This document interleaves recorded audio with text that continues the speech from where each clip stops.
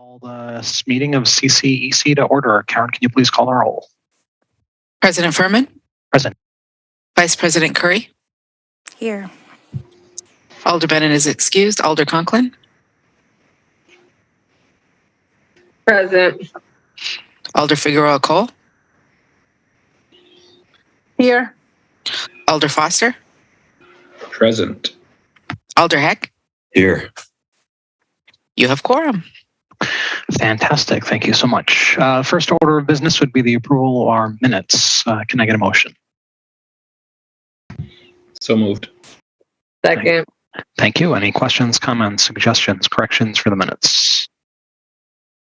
Not seeing any. Unless I see otherwise, I'm going to assume approval by unanimous consent, and we'll move on to public comment item on our agenda. Karen, I assume still nobody is registered for general public comment or public comment on any other items on our agenda. I don't see anyone. I'm going to do another quick check. Doesn't look like anybody's here either. So even if they were registered, they're not here. So, all right, we'll move on to disclosures and recusals. Does anybody on the board have any disclosures or recusals to make this evening? Not seeing any, we'll jump right into our items for consideration for the evening. And so the first item for consideration is 75813. It's an update on the social media pilot. Larissa is with us this evening, and she has a presentation. So Larissa, go ahead whenever you're ready. Alder Figueroa Cole, go ahead. I see. Thank you. Thank you, Chair.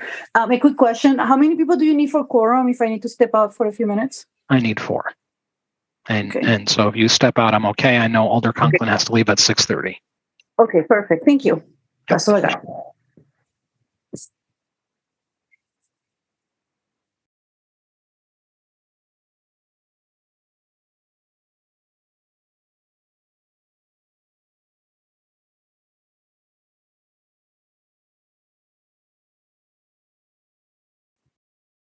All right, can you see my screen?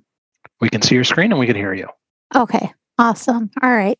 Thank you for your time today. Today's presentation will be a brief update on the framework for implementing a Common Council social media policy program, and is a continuation from the pilot policy phase 1 overview that I presented in November of 2022. So here's an overview of the key components included within this framework and what I will cover in this update. I will do a brief overview of what was covered in November of 2022, and then I will go into the goals of the pilot program, the timeline, measurements for success and sustainability, and then some of the resources and scheduling tools that will assist with the implementation of this pilot.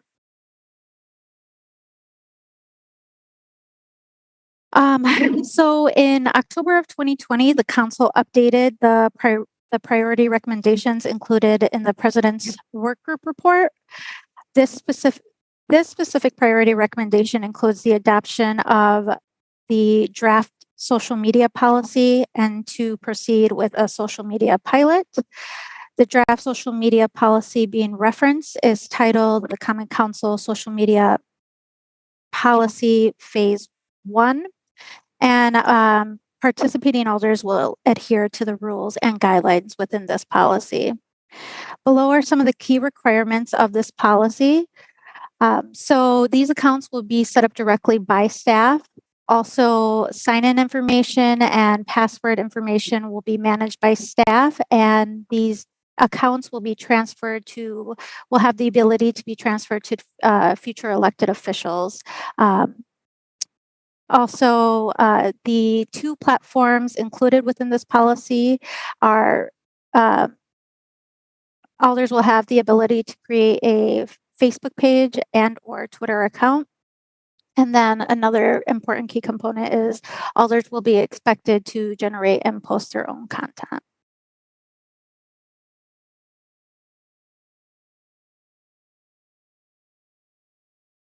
So the main goal of this pilot program is to gather data to be able to recommend next steps for implementation of a full social media account program on a larger scale. This will give me the opportunity to assess the effectiveness of program materials as well as resources, and then identify any further improvements before moving forward on a larger scale. Social media is only one form of a communication tool, as well as one form of a community engagement tactic. So this will allow me to gather information on the amount of staff time needed to support an Alder social media program. And then additionally, this will help not only myself, but the CCEC to conduct whether or not we need to conduct an additional pilot before moving to a full implementation of a social media program. Moving on to the timeline, I presented this timeline in weekly durations because the success of this pilot will be defined as weekly growth in metrics. This pilot timeline spans about 9 weeks. Week 1 will allow me to gauge where alders are at as it pertains to social media. And then each week we will have weekly check-ins, and then we will have biweekly review of metrics. And then the last 2 weeks is kind of when we'll wrap things up and we will assess the data collected from this policy or this pilot.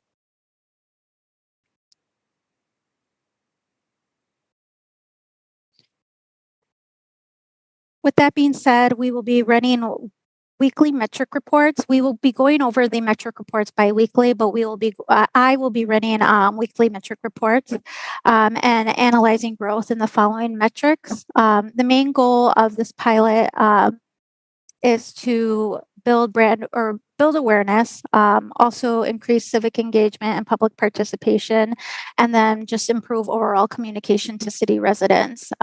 And so those can be measured in the following metrics here.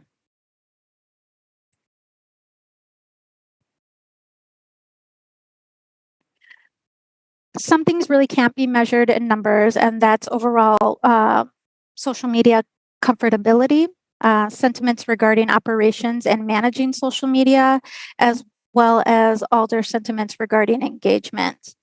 A lot of this information will be gathered in the weekly check-ins, as well as assessments in the beginning and at the end of this pilot.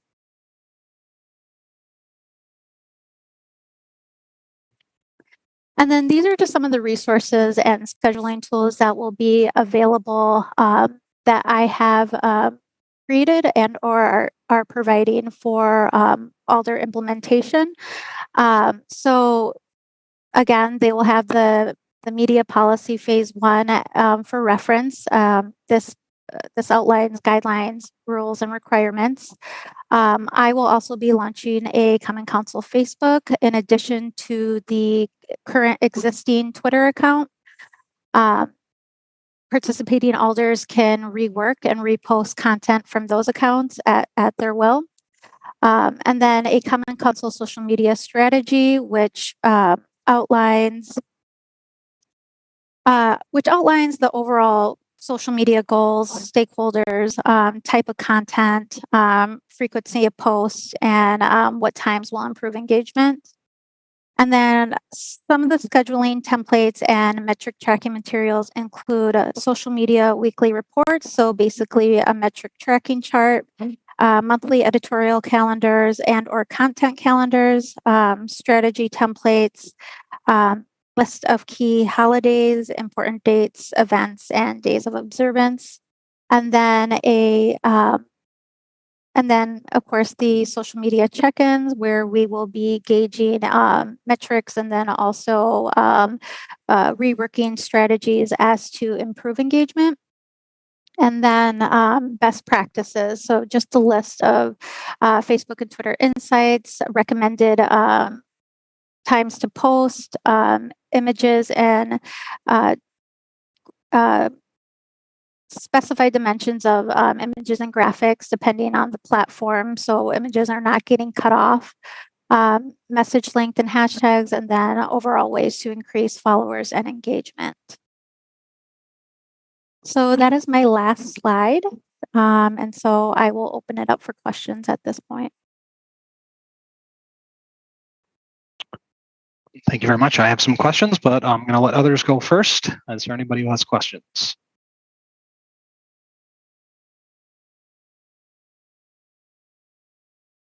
All right, I will then start the questions. I'm curious, you talked a lot about, so first off, thank you so much for that presentation. I appreciate the information. I appreciate that this is a structured pilot. So thank you for putting that all together. I'm curious, you mentioned a lot about metrics collection. Is there a particular tool you're going to use for that, or is that something that you're going to be doing manually? Yeah, so the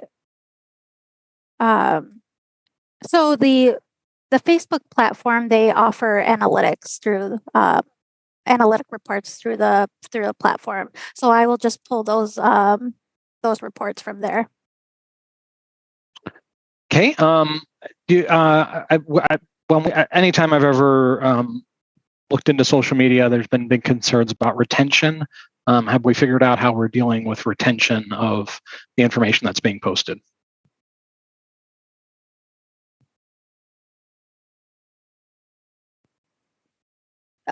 Okay. So that's specified in the social media pilot policy phase 1.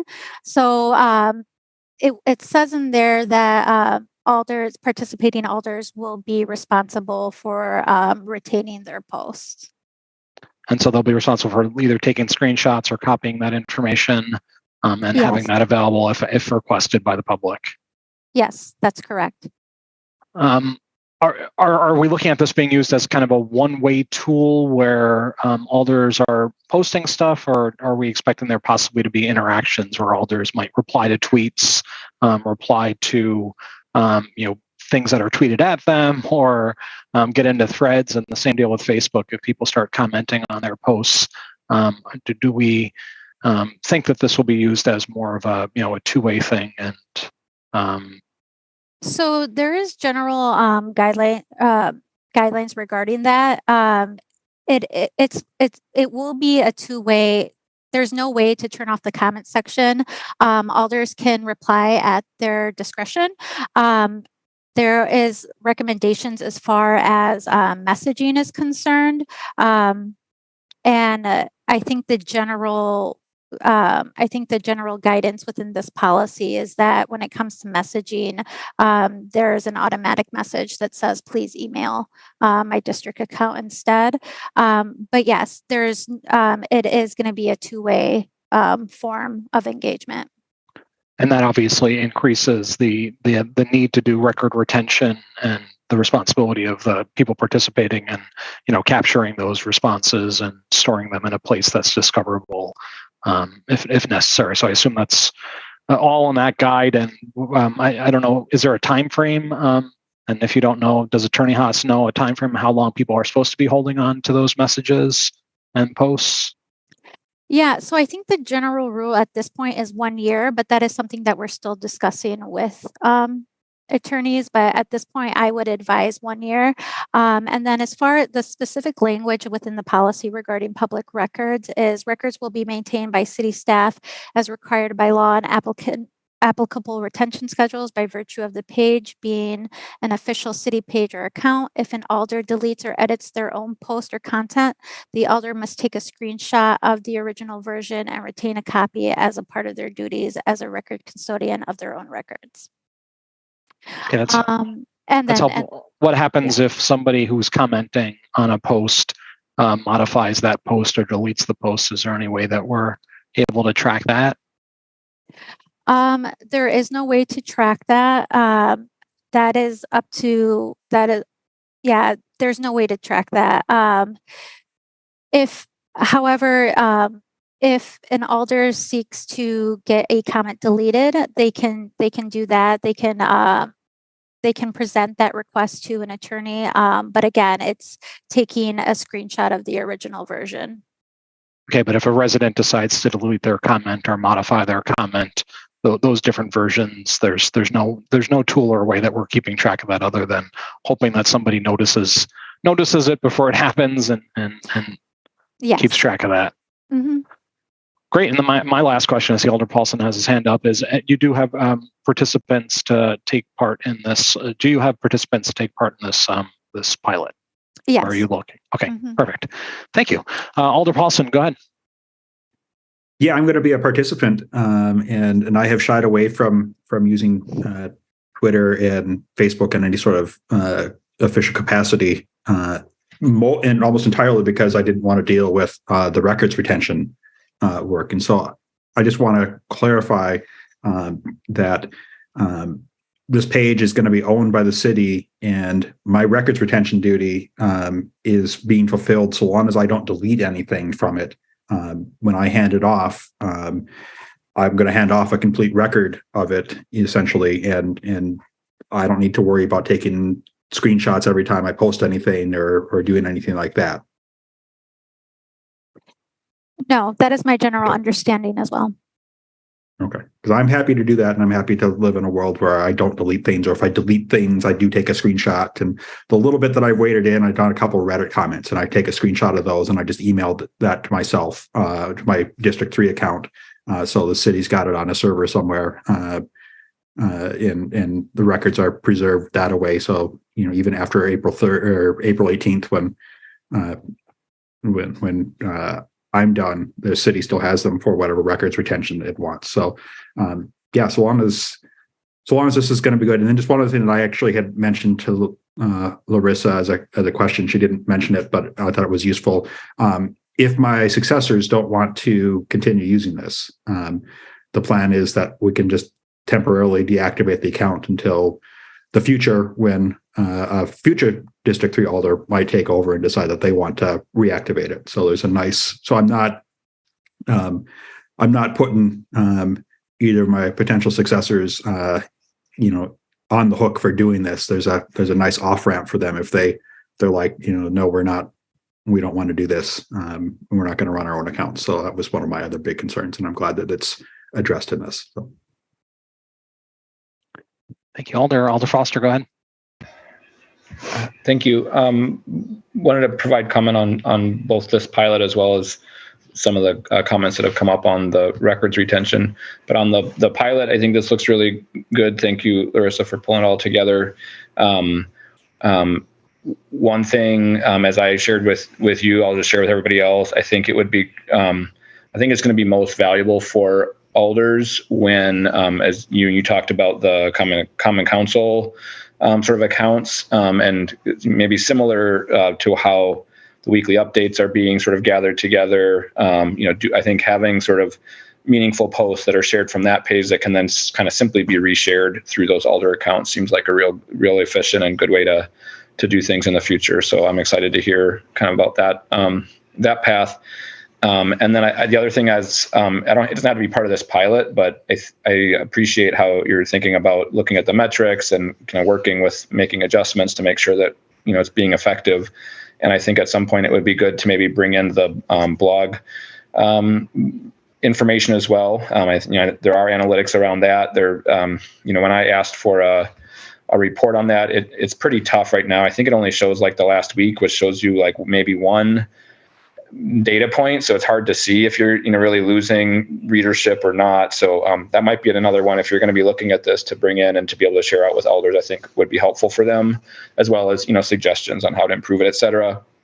And then obviously the other metric there is like subscribers, I think, on both the blog or on the social media, and also just thinking ahead towards kind of strategies for improving that. I remember hearing from Marcia Rummel when she was alder, how she would always have a sign-up sheet at all of back then in-person public meetings, but really built up, I think, a lot of subscribers to the blog post. I started that practice and found it also very successful. So just, I think those sorts of things, I'm excited that you're going to be on point for that and you can share them out with alders going forward. In regards to the sort of public records and retention, I think the conversation was good. And it kind of matches my understanding as well. I did kind of start some questions with the city attorney and council staff around this kind of broader question of record requirements, record custodianship. I think there's still a question in my mind around who the record custodian is of Alder records after an Alder is not in on duty anymore. And so I think there's an opportunity and maybe benefit to trying to clarify some of that. And there might be elements of the social media policy and kind of retention needs that we need to think about, because as I'm understanding it right now, I think the expectation is that an Alder actually passes off their sort of record to the incoming new Alder, and I think that's a practice we haven't really been doing necessarily at the city. So anyways, that might be a good future agenda topic for CCEC if we could get an update on that.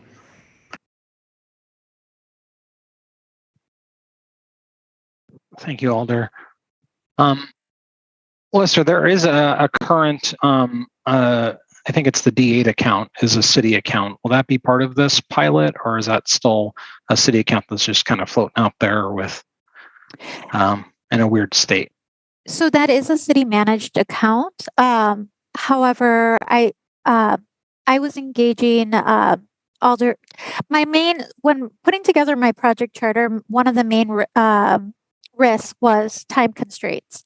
So I specifically targeted Alders who are not running again in hopes that they would have a little bit more time, just with the current campaigns going on.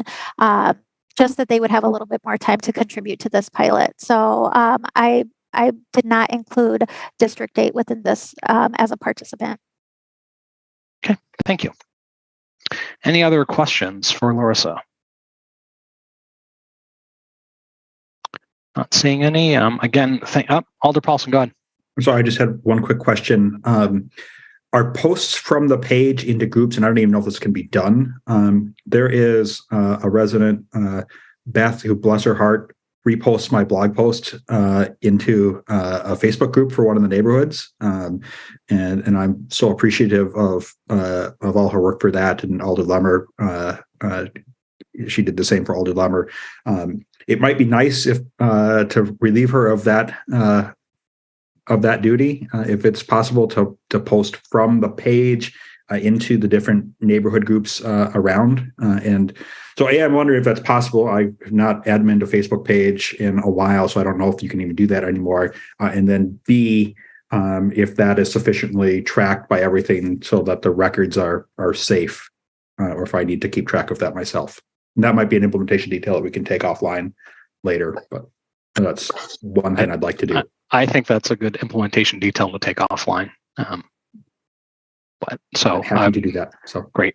Thank you. I appreciate it. And I think that's a great idea, figuring out how that can work. So thank you. Larissa, thank you again for putting this together. Really look forward to seeing what comes of it. Possibly the CCEC will get an update, but if not, the next CCEC will get an update and give the new Alders another tool. So thank you again. All right, great. Thank you. All right, the next item on our agenda is 72568, boards, commissions, and committee structure. It's kind of a brief update on some of the things that are going on now with looking at boards, commissions, and committees. I put together a presentation that we'll start with. It's really restating what was in TFOGs, but reminding people of what TFOGs was and what the recommendations were from TFOGs. So I want to start there and then jump into some other information that's as part of this legislative file. So I'll go ahead and share my PowerPoint. Go ahead and get presentation mode.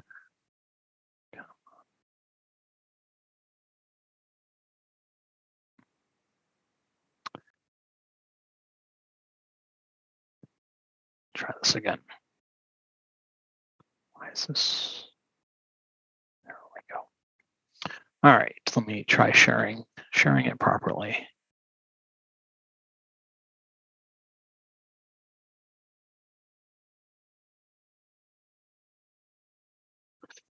Okay.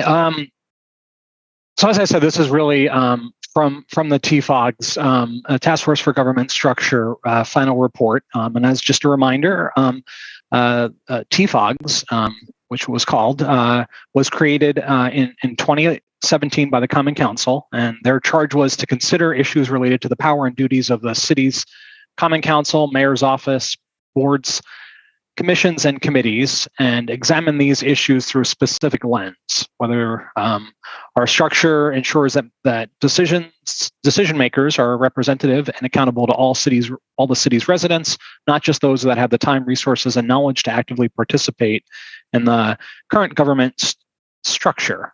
And so went ahead and created this group, and this group first met in February 22nd, 2018. There is nobody that's on CCEC that was around when this started, but there are some members that participated. They issued the final report on November 20th, 2019. I was at some point a member of TFOG's, FYI. This committee met and its subcommittees met approximately 90 times over a 2-year period. And there was a subcommittee that was very focused on the BCCs. When we talk about the BCCs, I've heard one alder once say that we've got hundreds. We do not have hundreds of BCCs, but we do have nearly 100 BCCs. There's approximately 700 members that are part of these committees, and they're supported by city staff who schedule the meetings, create agendas, provide public notice, maintain the minutes, and supply substantial information needed to make decisions and recommendations. The original intent of our structure, the BCC structure, was to support a part-time council and serve as a robust forum for public discussion and maximize public participation. I want to remind everybody again, this is all directly from the TFOG's report. So this is not me summarizing it a little bit, but not really. I mean, a lot of it is just maybe taking a word out here and there so it looks okay in bullet points. The current structure, according to the TFOG's report, lacks diversity, clarity of purpose, and accountability. Committees tend to vary widely with regard to the level of authority and resources available to support their work. It has become so large and confusing to navigate that it favors those with time, resources, and knowledge to do so. The task force believes that the BCC structure itself serves as another impediment to full resident participation and representation. City staff did a survey and looked at cities of similar size, and they generally had anywhere from 25 to 50 BCCs. There are other categories that they looked at as part of TFOGs, and one of those was state capitals with flagship universities, and those had anywhere between 12 and 33, except Salt Lake City, which had 77, and other Big Ten cities had anywhere between 11 to 50 BCCs. There is no formal organizational chart for BCCs. Some are not even in Legistar. You may note the note that I sent out to CCEC people today and the stuff attached. We actually don't have a good list of all the committees. It's very hard to figure out exactly how many there are. And so, you know, the TFOG's report noted that they struggled with that activity, and we continue to struggle with that activity. Again, this is more stuff in the report. There's a lack of clarity of purpose and are subject to the policies and rules of procedure that further increase the complexity of the BCC system. Topic areas often overlap, either making them redundant or unnecessary. BCCs don't always keep within their jurisdiction, in part because they don't even understand what the jurisdiction is. The practices and procedures governing these meetings make an already daunting structure even more difficult for residents. That's everything from the time and location. Obviously, we've gotten a little bit better with having them virtual, in my opinion. Having to know Robert's rules, time limits for speaking, etc. The BCCs vary widely with regard to the impact they make on city decisions. Some recommendations tend to be adopted more often by the council than others, resulting in a de facto authority that is not necessarily rooted in the ordinance or resolution that created the BCC. And BCCs tend to vary widely in terms of staff and resource commitment. In other words, some BCCs command a significant amount of power, of time, and of resources, while others struggle to be heard or even be adequately staffed. The current BCC structure better represents some districts than others, unfairly favors people with time, resources, and knowledge to influence government decisions, and facilitates a system where some BCCs act with considerably more power and resources than other. That was the big summary from their discussions about BCCs.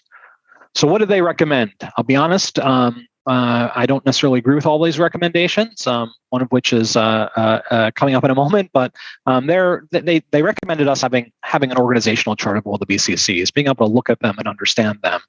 We're not going to get into it much tonight, but they recommended, we've talked about in this past, an Office of Resident Engagement and Neighborhood Services, and an administrative support team to support the BCC structure. That support team does exist. It is unfortunately part of many people's jobs, and certainly doesn't get the time and resources it needs long term. And a lot of that has to do with how big our BCC structure is and how hard it is to maintain all of that. I don't agree with the organized BCCs around the lead committees. I'm not sure TFOGs as a whole actually even agreed with that. That was sort of some last minute, like trying to figure out how to fix things. But that was a part of the recommendation, was to look at organizing around lead committees. And there's more in the report on that. And ultimately, the task force believes that this will require the council to eliminate or combine current BCCs that are redundant or no longer necessary, and implement new procedures, policies, and resources to make it easier for residents to provide input to them. So I bring that up and make you guys all listen to me talk about this, because I think it's important to kind of center where our discussion is going to be tonight, and kind of center future discussions. A lot of work was already done really looking at the impact of our BCC system and trying to figure out, does this work? Is it the right thing? Unfortunately, the TFOGs did not come up with recommendations and say, get rid of this committee and get rid of that. But they certainly gave us a blueprint of things to look at and things to think about when we look at our BCC structure and look at looking to make changes. Any questions about the TFOGs? I know it's a lot to take in, and having to listen to me talk for a while is not easy, but I'm happy to explore any of that. Alder Figueroa Cole.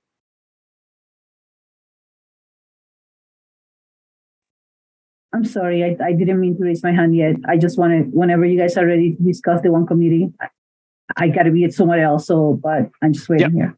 Yep. Okay.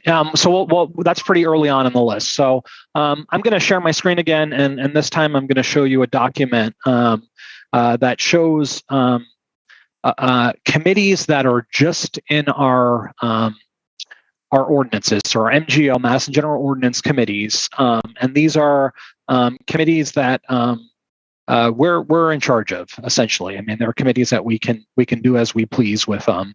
There are other committees that are not listed here, and some of those committees include committees that are required by the state, so like Plan Commission, Board of Public Works are some of those examples. And then there are other committees where we have city representatives on those committees, but they aren't necessarily our committees. They're just committees that we participate in. So that's not listed. We're not really talking about that today. But what we're hoping today is to talk a little about where some of this restructuring is, lay the groundwork to have some discussions over the next few weeks, as well as help the next council think about continuing to work on this. And did a little bit of work on talking to some departments about stuff, and we do have some data that Karen was able to put together about some of these committees on the members, how many meetings were held, how many meetings were canceled in 2022. And so looking at this list, there are a few that come up straight away that nobody is suggesting to do anything with. Their purpose seems to make sense. There's probably not much to do with them, and those, starting out with those three, we'll just ignore that and move on. But there are three committees that are currently being talked about possibly merging. Alder Figueroa Cole, I think, had her hand up for that. But I want to talk about kind of what that actually means when we talk about merger currently being discussed. Very specifically, there is legislation for two different merging considerations, two transportation committees and then these housing committees, where they're going to be referred to those individual committees to talk about how can we combine these committees and what that looks like. And so we're trying to do a deliberate process. Alder Figueroa Cole has some can give a little bit of feedback to, or a little bit of knowledge on. Parks did a similar exercise where they looked at some of their subcommittees and tried to figure out how to combine stuff. But we do believe that it's important for those committees to really think about this activity on not if we should combine them, because I do think if we're proposing this, that means there's policymakers that do believe that there should be a combination. But if we combine it, here's a rough idea what it would look like. What do these committees think of that? And so, Alder Figueroa-Cole, if you'd like to start out and talk about landlord tenant issue committee, a city county homeless issue committee, and housing strategy, and kind of what you are thinking about and what some of the discussions you expect to be when this item gets referred to those committees. Sure. Thank you, Chair. So, as part of the discussion, as you saw on that chart, there are some committees that met the full year, some that didn't. So I went this weekend. I downloaded all the agendas for all three committees and did some data analysis to see what if we could find if we could collaborate our thinking on regarding to merging them. So I'm not going to tell you everything that I found out, but I'm just going to give you some highlights. So we have among the three committees, we have 28 members in those committees, and that accounts for about 6 elders and 3 county board supervisors. We have they discuss 87 different agenda items throughout the year. And many of them, 76 of them, were just reports, updates, or miscellaneous things.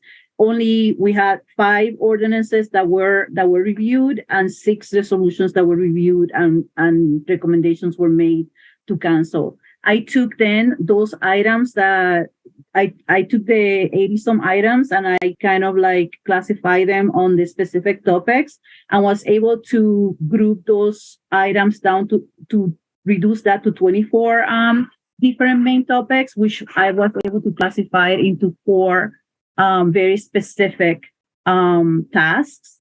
And all that information, like we have information for the shelter population, landlord issues, and then we have all the different housing strategies that we should be talking about.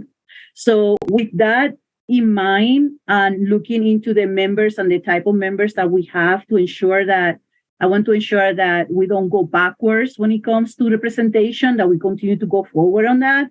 So I provided to the attorney has an initial content of what would go in the ordinance with the intent to have to forward these things to each of the committees for them to have a baseline on and have a discussion and provide additional recommendations. In addition to that, it's super important for me to ensure that the people that will be impacted by this, or at least some of the people that are leading these committees, are aware of what we're doing. So I already made contacts with Director O'Keefe, Matt Walker, and Matt Tucker, and as well as Attorney Haas, and some members of various committees to get their input and to see if this is something that they will welcome. And so far, all the feedback has been extremely positive. So at this point, where we are for these 3 committees combination, we created a, what is it called? I don't know why I'm thinking bill only, something from work. A title only. By title only, yep. By title only ordinance, and we'll have attorney is on the line, but we've talked this morning, so he'll be working on putting some content to it. So by the time we introduce it and send it to the committees, they're able to have the discussions. And finally, like Herman was saying there, we have a roadmap of what we need to do, but we don't really have a roadmap on how to do it. So I feel like we can use this as an example of how we can make future mergers. And so on that note, I've been tracking the steps to maybe create some kind of path for other people that can repeat it. And also with everyone that I talked to, making it very clear, this is the first time we're doing this. Technically, so it will be most likely a little bit intense and it will be messy, but we should be able to use that and, create a process on how to manage it. The last thing is for the parks commissioners, we have on the board of parks have, I think, 5 subcommittees. Staff went on their own and did an analysis, kind of like what I just described. They came back to the board and said, we have these overlapping tasks in these committees. We don't feel like they're serving the community well. We want to combine them. And we said, okay, go ahead, work it out. They did some work on it. They came back to the board and then presented, this is what we want to do. And the board agreed to, bless their process. There were people that weren't happy about it. Change is hard. People get stressed about it, but they're given also enough time to make that transition and to turn the subcommittees into something that is more beneficial for the community and has more of a power, makes it a more powerful voice, united voice when we're trying to address issues that impact our communities. And that's all I have at this moment. That's incredibly helpful. I think that's just sort of an example of a way to do it, and an encouraged way to do it, where you work with the committees, work with staff, and try to look at where there can be better. The word that I used a lot of times in this document is better optimization. So I want to just very quickly go through this and see if anything jumps out at people that they wanted to talk about more. I think, and as part of this, you'll see some of the areas that a few of us are going to try to tackle between now and April, and then hope that the future council looks at some of these other areas. Some of the CDD committees are next on the list. No suggestion here other than to ask the question that we ask in a lot of places is, looking at those 3 committees, is there an opportunity to optimize? Early Childhood Care and Education Committee, a similar deal. Is there an opportunity to optimize? And I think there's a little bit of a suggestion here where could we do more strategic planning and having, more collaboration, not necessarily as a regular committee, but maybe more as, a group that gets together from different entities and works on those issues. The Police Civilian Oversight Board and the Public Safety Review Committee, there is a question here, and we've explored just a very little behind the scenes on, is there an opportunity to optimize this? I will tell everybody, because you will see this when the agenda comes out, that Alder Harrington McKinney does have a resolution to completely eliminate the Public Safety Review Committee. I am not aware of where those responsibilities are going to go if she eliminates if that elimination is successful. But there'll be a request to refer that to the Public Safety Review Committee so they can actually talk about that and understand what happens to those responsibilities. And then I believe there'll likely be a request too to talk about can the Civilian Oversight Board maybe take over some of those responsibilities, and so possibly referred over there as well. But there is no concrete plan on other than this new introduction that's coming to our council on Tuesday, and then there'll be added referrals, talk about it. That particular item, the elimination, did not have any referrals to the committees, and as I said, there'll be some people that won't be making that request to refer to places, so there's more discussion. It doesn't just come back to the council and cause a lot of intense discussion and new discussion at the council. I think it's really important for us to be talking about these things in committee and not for hours and hours and hours at the council. We still may talk about it hours and hours at the council, but I think it'd be a lot easier if the committees talk about it. Alder Foster, probably about a year ago, maybe a little bit longer than that, did look at combining the Transportation Policy Planning Board and the Transportation Commission. Both boards had a joint meeting together to discuss it and ultimately decided to table that idea. But that idea is back. There's been a lot of discussion with staff in the mayor's office about this, and there will be a joint meeting soon to talk about the proposal and the pros and cons of it. So similar to what Alder Figueroa Cole talked about, which is trying to get feedback, but that we'll be doing this in a joint meeting so the committees can talk about it together. But yeah, I think Alder Foster, do you want to talk about it at all, or do you want me to just continue to go through the list? Yeah, I would just say it's one that I've certainly thought a lot about and feel very confident in proposing.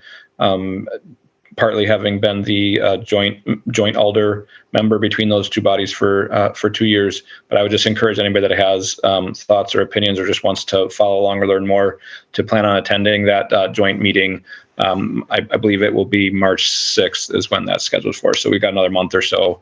But I think anybody that would like to weigh in there, it'd be great to have your voices as part of that discussion. And then we'll expect a recommendation from both bodies to come back to the Common Council following that. Thank you, Alder.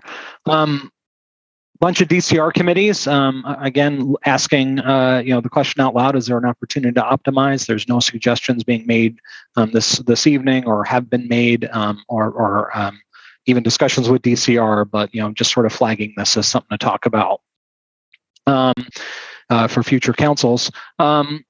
Economic Development Committee and the Vending Oversight Committee. Is there an opportunity to merge those? I know there's been some staff discussion on that. Hopeful that we can get some further discussion going on that. The Room Tax Commission, no change being suggested. It's kind of a complicated committee. More asking about opportunities to optimize include some Monona Terrace stuff. The Downtown Coordinating Committee, the Joint Campus Area Committee. No idea if there's an ability to optimize that, but certainly asking, are these areas that we can look at in the future? City County Liaison Committee, we talked about that at CCEC a while ago about getting rid of it. That simply governs the city county building. I would like future councils to look at whether or not that could be more useful. I mean, when you look at the title of the committee, you think that means the city and the county are working together more, and it turns out they're not. They're just talking about whether or not there should be posters that hang up in the city county building and silly stuff like that. Sustainability Madison Committee, I think it's never a bad idea for them to look at, how's that working? Is there an ability to optimize? I don't want to have to read each of these, but I think a lot of these we're thinking about just keeping as is because of the purpose they serve, and how often they meet, and how hard it would be to combine. Just as an FYI, if people didn't know this, the Public Market Development Committee is scheduled to be dissolved once work on the public market starts. There's a committee on sweat-free purchases that didn't meet at all last year. I'm not sure the last time it's met. Is there an opportunity to optimize that? Our sister city collaboration committee is a pretty unique thing. Alder Figueroa-Cole talked about the park stuff, and a few others that can get probably into much longer discussions, such as landmarks and UDC. The Ho-Chunk Nation City of Madison Joint Planning Committee that hasn't met in a while. Maybe that group should talk about what might make sense for the future with that. Board of Public Health for Madison-Dane County is a combined committee with the county. Not looking or really asking for much there. And then Committee on the Aging, is there an opportunity to optimize that? And so really want to kind of present that information to CCEC this evening and open the floor to any thoughts. But I think one of the things Alder Foster and I had talked about is probably actually passing a resolution towards the end of this term and leaving this information in that resolution and asking the next council to continue to act on this and to continue to have these discussions and continue to chip away at our very, very big system. Alder Heck.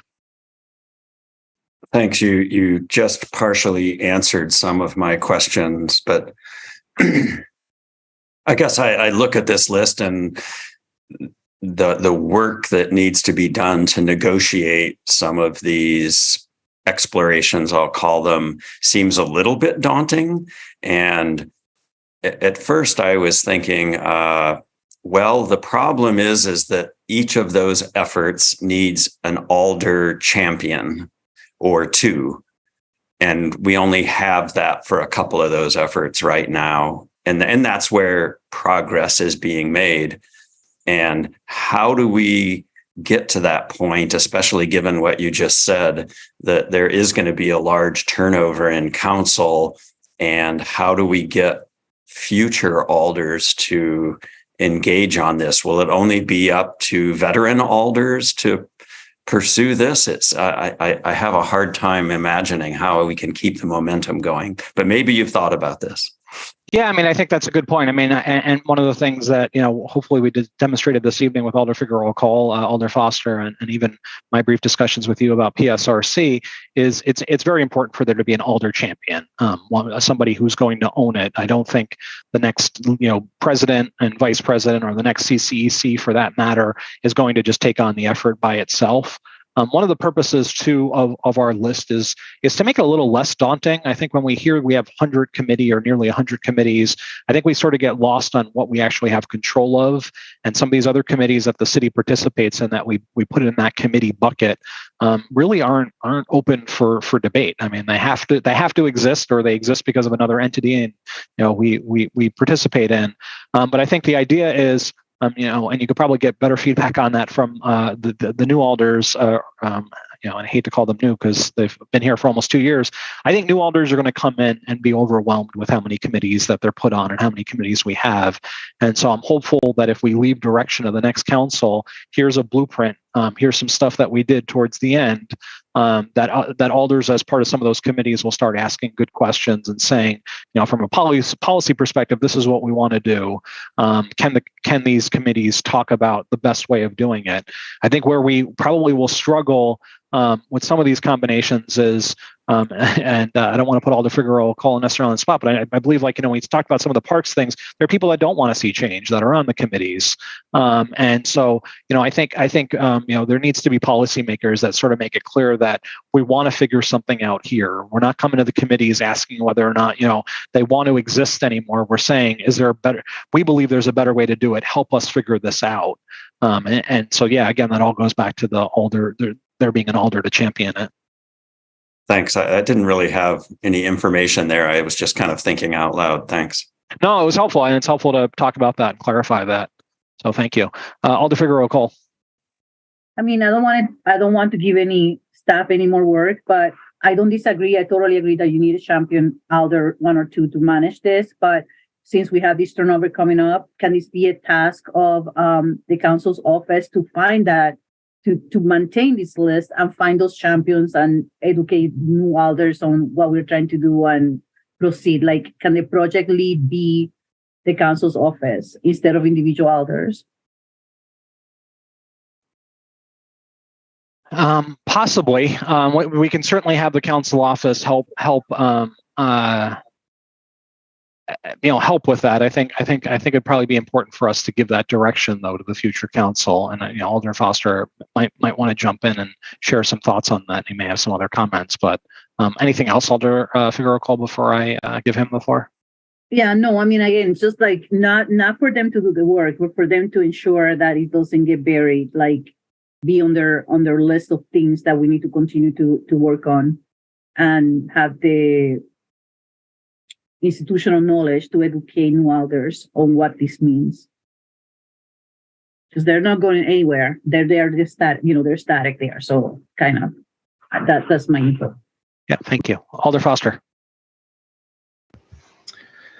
Thank you. Alder Figueroa Cole, I agree that staff support on this work will be critical. That's something that I think in all the cases that I've been involved in definitely required a lot of coordination and discussions with staff.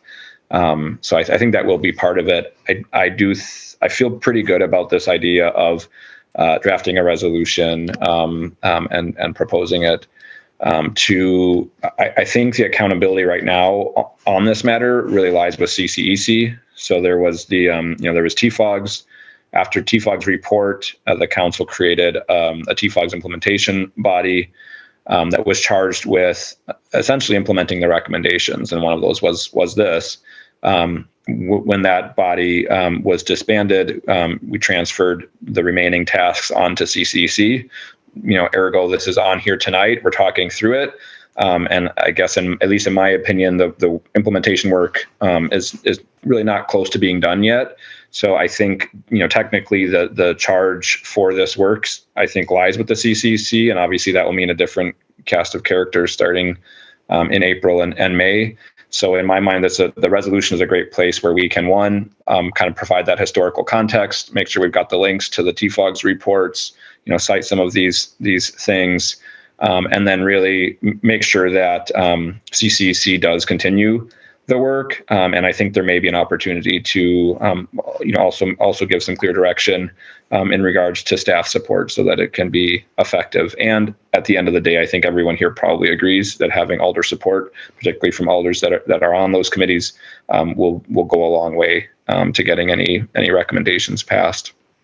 The only other thing I wanted to mention was, I think somebody might have mentioned an org chart, but I wondered, I'm kind of looking over at our chief of staff, but I think, perhaps we could work on translating the information we have in sort of the spreadsheet into an actual chart, org chart. And as it's been mentioned a couple of times, I'd really liked, I think with that, differentiate between actual boards, committees, and commissions that are the authority of the Common Council and other entities where the city of Madison may have membership or appointees that we do not control. So I just kind of floating that your way, and I'd be happy to help on it as well. But I think it might be worth trying to get something like that drafted up and kind of finalized before the end of this term as well. And perhaps that's something we could also pass on to the new council, because I think seeing that better organized, more clearly organized, will also go a long way to kind of preparing them to do some additional work. Thanks. Thank you, Alder Foster. Alder Paulson. Yeah, there was just one thing that Alder Figueroa Cole mentioned that I guess I kind of bristled a little bit about, which was finding Alder champions to keep this on. That felt a little too policy specific that I wouldn't be comfortable asking staff to do, because there are some things that I think will be contentious here, right?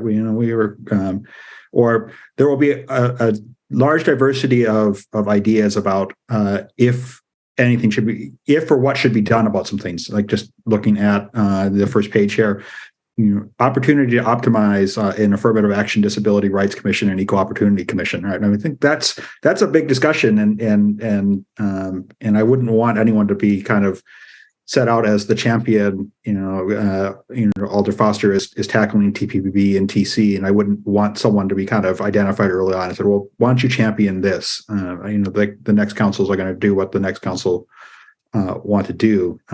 So I think it's really important for staff to continue to keep this up to date. We should continue to track down everything we can figure out, that list of committees and things that are real and that aren't real anymore. We should continue to try to find that and pull that information together.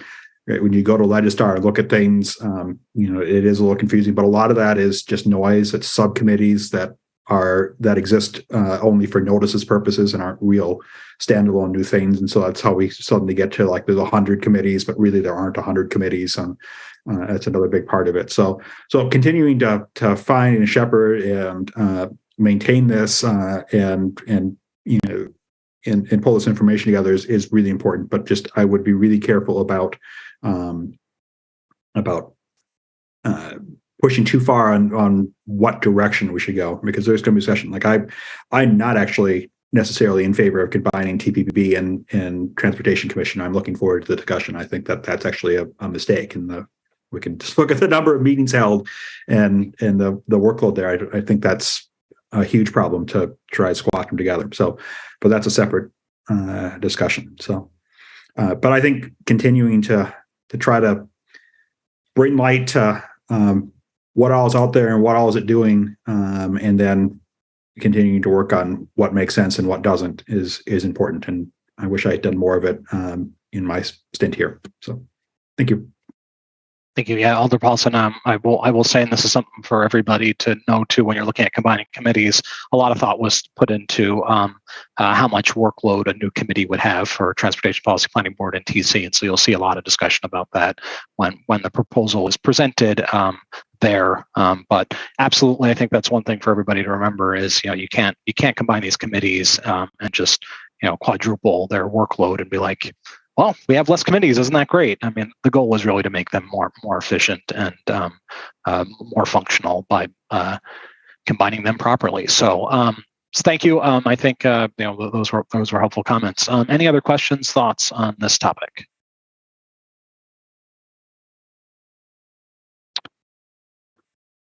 All right, not seeing any. We'll move on move on to the next item on our agenda, which are just two quick updates. One is the council office update. I know we got that a little bit before the meeting started. It's not as late as it normally is at this point. So Karen, if you want to talk about that a little bit, go ahead. Sounds good. I will share my screen real quick. So I think the first thing to talk about is our latest hiring update. So as you know, we lost our legislative analyst, or our legislative analyst left us. And we went back to the list of eligible candidates, which was the process that HR guided us on. We did some additional interviews. I don't want to get too much into details. It's a personnel issue. So we're in an open meeting.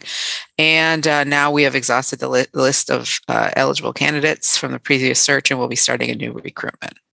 So that is probably the big one there. I have some information here, a few different project updates. I don't want to read them all to you, but just to kind of point you to them so that you know that they're there. You can take a look at them, ask me more questions now or at another time. I think that President Furman will probably address the new Alder orientation onboarding issue in more depth at a forthcoming meeting.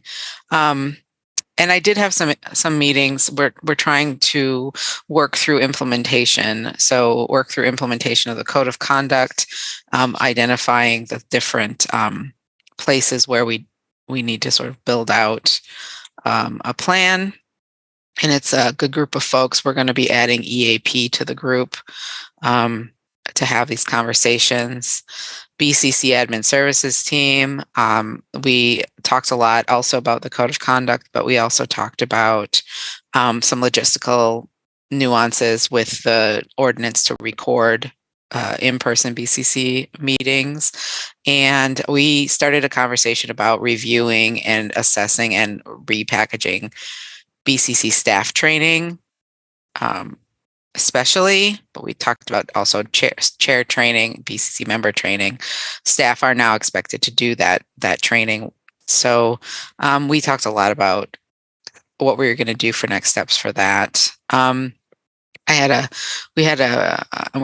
continuing this conversation apropos of the conversation that you had earlier about records retention. The result of this is going to be an OCA memo on alders and records retention. So we're meeting with folks in the city attorney's office and the records specialist in IT and not just the records in general, but this issue of the constituent email correspondence for the Historical Society, which I know several of you have thoughts on. So we're meeting again Friday. We met Monday. I expect that we'll be meeting quite a bit in the next few weeks, hopefully, so that they can then, the city attorney's office can then put out a comprehensive memo for us. And then I just want to call your attention to some upcoming trainings. I did discover we also have on-demand online recorded courses. So if you can't make a particular training time, there are some that you can just watch at your leisure, which I was excited about. So I just wanted to highlight those. And with all of these, if you as an alder decide to go to one, I would love to hear your feedback. So, reach out to me and share that. Thank you, Karen. Any questions about the update? Okay, not seeing any. We'll move on to the last item. We only have, which is our future agenda items. We only have a few more CCEC meetings left in this term. I think at our next meeting, we have some referrals. We'll also be focused on talking more about where we are with orientation stuff. So there's some general updates on what the departments are working on, but then more specifically, we have some feedback that we're looking for about some of the council orientations that staff is working on. So gave a little bit of feedback on that today, and really looking forward to getting more perspectives on making sure that we are putting together some good resources for the new alders that are coming in. I think that's the big stuff for future agenda items. If there's anything anybody wants to bring up now, please. Otherwise, certainly send me a note if there's something you want to see in our remaining meetings. I'm happy to answer questions or entertain a motion to adjourn.